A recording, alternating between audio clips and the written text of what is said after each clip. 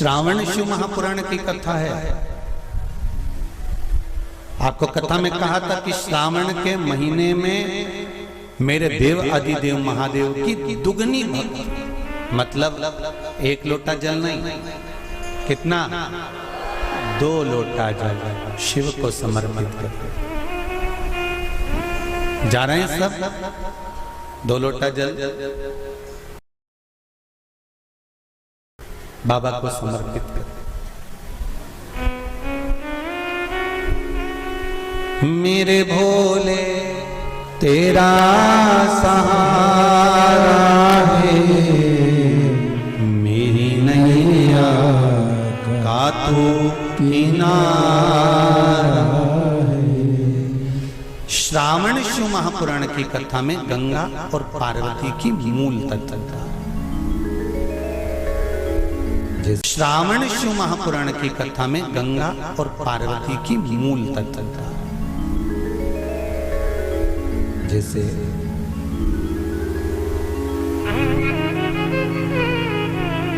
श्रावण का महीना आता है तो गंगा मैया और पार्वती मैया, ये दोनों सृष्टि के भार जब भगवान शंकर पर आ जाता है 4 महीने तक, जिसको हमारे यहाँ चतुर्मास कहा,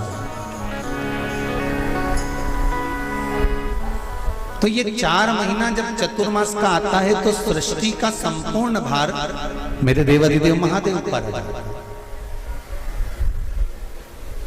और देवादिदेव महादेव पर जब सृष्टि का भार आता है तो केवल अकेले महादेव इस भार को नहीं उठाता, इस भार को उठाने के लिए गंगा और माता पार्वती भी उनके नजदीक में आकर खड़ी हो जाती।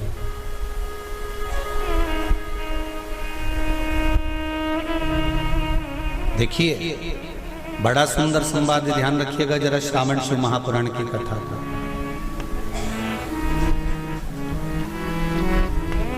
केवल एक पुरुष का कार्य नहीं है परिवार का भार उठाने का, केवल एक पुरुष का भार कर्तव्य नहीं कि परिवार का भार केवल पुरुष उठाए। शिव महापुराण की कथा कहती है कि धर्म पत्नी जो होती है, जिसको धर्म की ध्वजा कहा जाता है, धर्म पत्नी जो होती है ये पति के साथ मिलकर आधा भार अपने माथे पर लेकर चलती है, उसको धर्म पत्नी कहते हैं, जो भार तत्व को ग्रहण कर चलती है। केवल पति नहीं, केवल पति नहीं, धर्म पत्नी भी भार ग्रहण करते चलती। शंभु शरणे पड़ी मांगो घड़ी रे घड़ी, दुख काटो दया करी न दर्शन आपो, दया करी न दर्शन आपो। संपूर्ण भार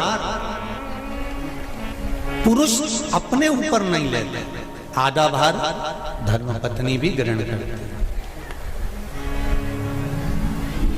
वो भार कैसे कम होता है, जरा ध्यान देना कथा पर। पति दुकान पर जाकर, नौकरी पर जाकर, व्यापार करने पर जो कमा कर लाता है, उसका भार जो कमा कर लाया उसके माध्यम से धन से घर का थोड़ा भार कम हो जाता है। ये तो हुई कमाई से। अब शिव महापुराण की कथा कहती है कि पत्नी आधे भार को कैसे कम कर देते हैं, तो कहा धर्म पत्नी आधे भार को ऐसे कम कर देती है कि वो घर में रहकर बच्चों का देख रेख कर कर, आए हुए अतिथि गण का सम्मान कर कर, भजन कर कर, कीर्तन कर कर, पुण्य कर कर, सत्कर्म कर कर, मंत्र जाप कर कर, नाम जाप कर कर, जो भगवत स्मरण में डूब कर जितना पुण्य अर्जित करती है धर्मपत्नी, उसमें से आधे से आधा पुण्य अपने पति के खाते में देती चली जाती है, उस भार को उठाने के लिए।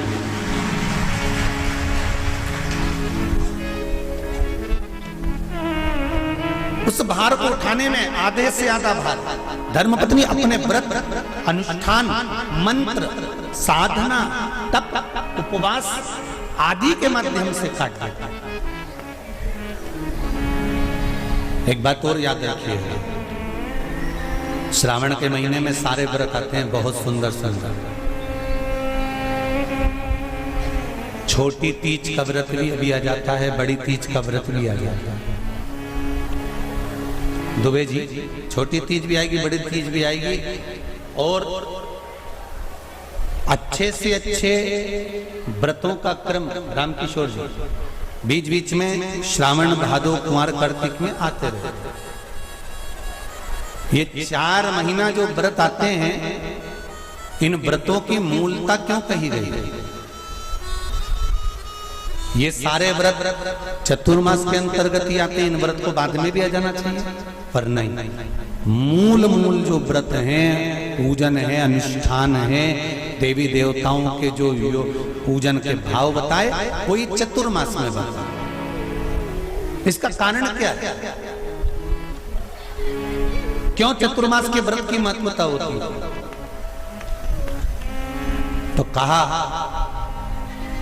इस चातुर्मास के अंतर्गत स्त्री, नारी जो व्रत धारण करती है, हाथों में चूड़ा पहनना, पाँव में पायल पहनना, महावुर लगाना, मेहंदी लगाना, ये जितने छोटी तीज, बड़ी तीज और अन्य तीजों आएंगे, त्योहार आएंगे चतुर्मास में, माताएं हरतालिका तीज हुई, छोटी तीज, बड़ी तीज हुई, भादों के कोई व्रत हुए, अनुष्ठान हुए, छठ हुई, पूजन, जो भी माताएं पूजन करेंगी उसके अनुसार वो हाथों में, शरीर पर 16 श्रृंगार धारण करती हैं, बहुत सारे श्रृंगार धारण करती हैं, और श्रृंगार धारण करने के साथ साथ माताएं अखंड सौभाग्य की वस्तुएं भी इन 30 त्योहार पर दान करती हैं।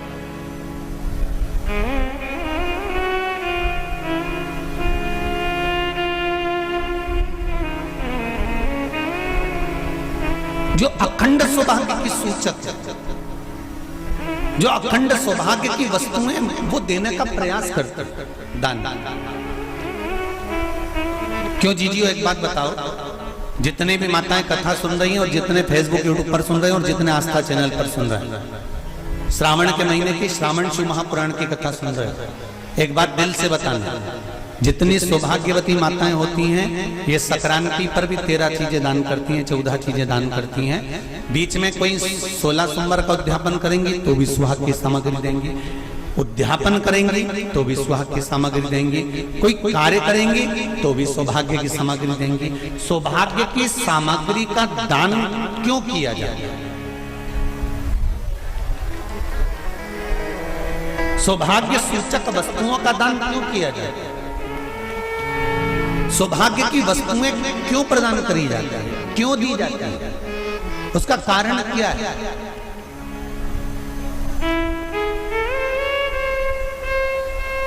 क्यों देते हैं? महाराज, भारत की भूमि की सौभाग्यवती माताओं का एक मन की अभिलाषा रहती है, भारत की भूमि की माताओं की एक अभिलाषा रहती है कि जब उसके प्राण छूटे तो अखंड सौभाग्य धारण करके पति के कंधे पर और पुत्र के कंधे पर शमशान पर।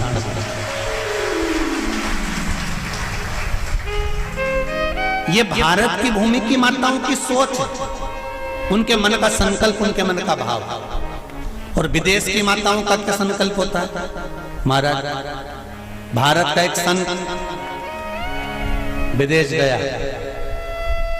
और भारत के संत जब विदेश गए तो वहां पर एक मां, एक स्त्री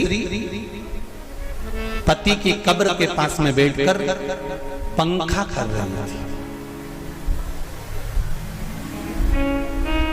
भारत के संत को बड़ा दुख हुआ। देखो हमारे यहाँ की माताएं तो पति के साथ सती हो जाती हैं, हमारे भारत की भूमि की माताएं तो पति के साथ सती हो जाती हैं, पर ये तो विदेश की माताएं तो भारत की माता से भी बढ़कर है कि पति मर गया, कब्र के अंदर है तो भी पंखा कर रही हैं। ये तो इनसे भी बड़ी है, भारत की माता से भी बड़ी ये विदेश की माता। तो भारत के संत से रहा नहीं गया और भारत के संत ने जाकर पूछ लिया विदेश की माता से, माँ जी एक बात बताओ, हमारे यहाँ पति के साथ पत्नी सती हो जाती है, वो प्रथम गिनती में आती है, पर तुम तो उससे भी बड़ी हो कि पति मर गया उसके बाद भी उसकी कब्र को पंखा कर रही हो। इतने में विदेश की माता ने कहा, मैं पति को पंखा नहीं कर रही, हमारे यहाँ नियम है जब तक पति की कब्र नहीं सूख जाए हम दूसरी शादी नहीं कर सकते, इसलिए पंखे से सुखा रहा।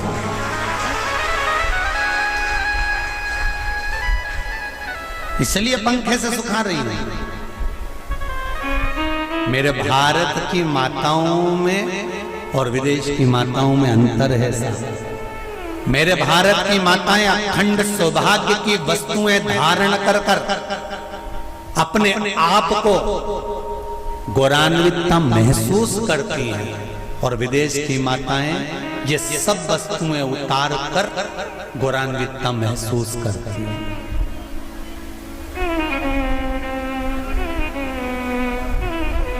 क्यों देते हैं चूड़ी का दान, क्यों देते हैं बिंदी का दान, क्यों देते हैं अखंड सौभाग्य का दान? किस महाराज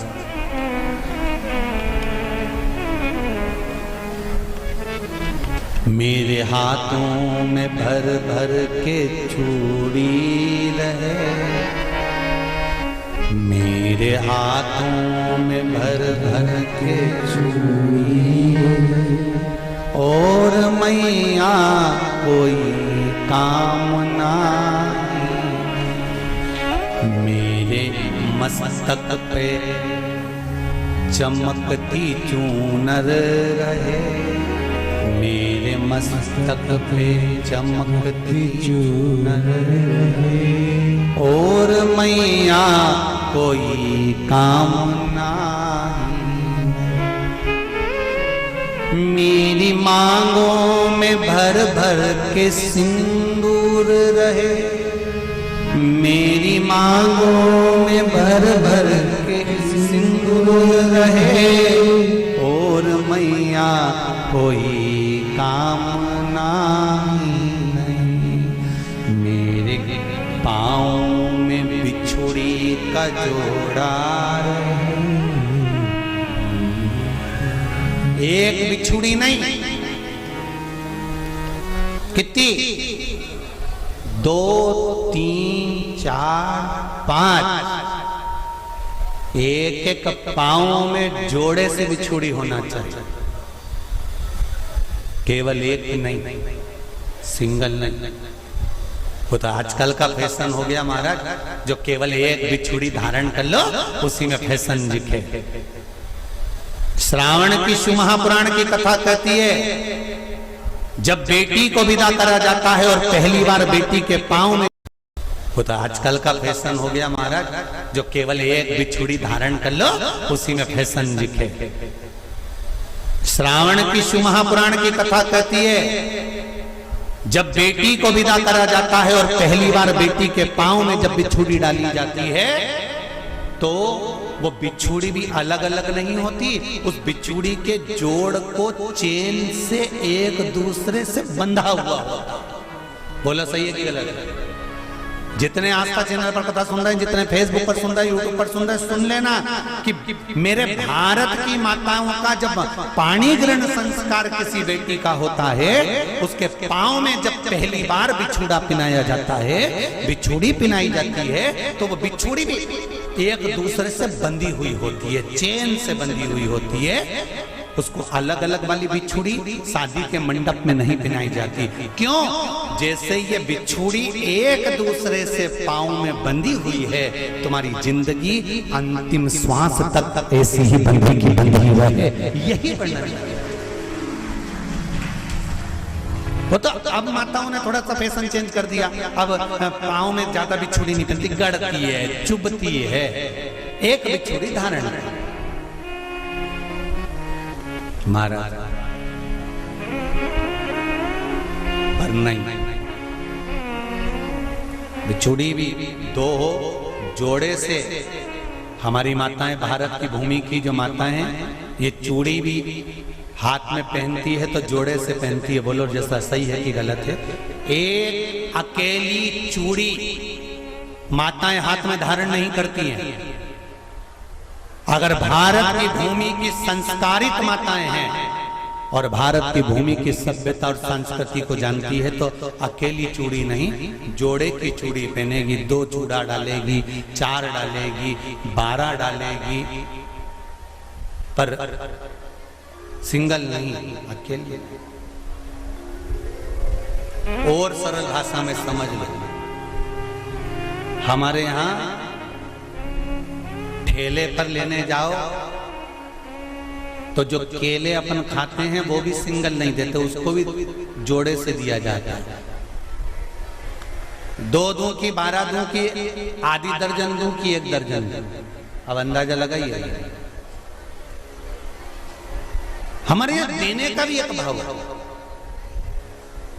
श्रावण के महीने की शिव महापुराण की कथा, जिसका नाम है श्रावण शिव महापुराण की कथा, ये कहती है कि पार्वती जी ने और गंगा जी ने ये चतुर्मास में जितना सौभाग्य का दान दिया है, उनके बराबर दुनिया का कोई व्यक्ति इतना सौभाग्य का दान नहीं दे सकता जो माता गंगा और पार्वती दोनों दान दे रहे हैं।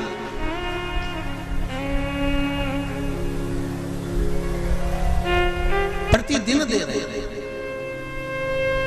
और अब तो फैशन आ गया, तुम लोगों को जो सौभाग्य का दान देते हो प्लास्टिक की डलिया में देते हो। पर एक एक पुराण को उठा कर देख लेना, एक एक उद्यापन को उठा कर देख लेना, जितनी तुम कथा तुम्हारे घर में छोटी छोटी कथाओं की पोथियां पड़ी हो, उनको उठा कर देख लेना। उसमें नहीं लिखा कि प्लास्टिक की डलिया में सौभाग्य की वस्तु का दान दिया जाता है। उसमें लिखा है बांस की पिटारी में, बांस की डलिया में सौभाग्य की वस्तुओं का दान दिया गया। क्यों? क्योंकि बांस वंश की वृद्धि करता है, बांस सौभाग्य की वृद्धि करता है, और बांस अखंड सौभाग्य। जैसे बांस का पौधा बढ़ते चले जाता है, बढ़ते चले जाता है, उसी तरह बांस की डलिया में जब दान दिया जाता है, बांस की टोकनी में जब दान दिया जाता है, तो ये भाव रखा जाता है कि तुम्हारा सौभाग्य ऐसे ही बढ़ता रहे। पर अब थोड़ा सा फैशन चेंज हो गया तो प्लास्टिक की डलिया, पर प्लास्टिक की नहीं। महाराज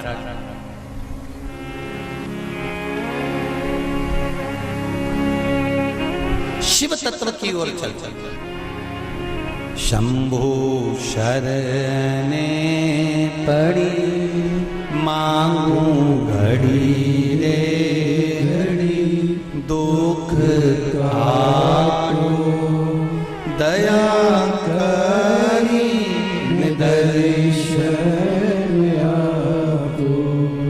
तो गंगा मैया और पार्वती मैया चतुर्मास के अंतर्गत जो त्योहार पड़ता है, चतुर्मास के अंतर्गत जो व्रत पड़ते हैं, ये किसी दूसरे के नहीं है। तीज का व्रत माता पार्वती का, छठ का व्रत माता पार्वती का, चतुर्थी का व्रत माता पार्वती का, ये सारे व्रतों की शुरुआत गंगा और पार्वती ने अपने बल से। बोलो हर हर महादेव। ये अपने बल से बनाना, अपने बल से।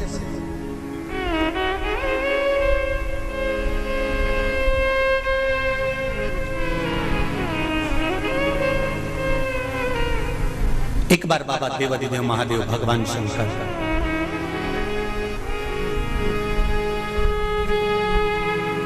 भोलेनाथ नंदी को लेकर निकले।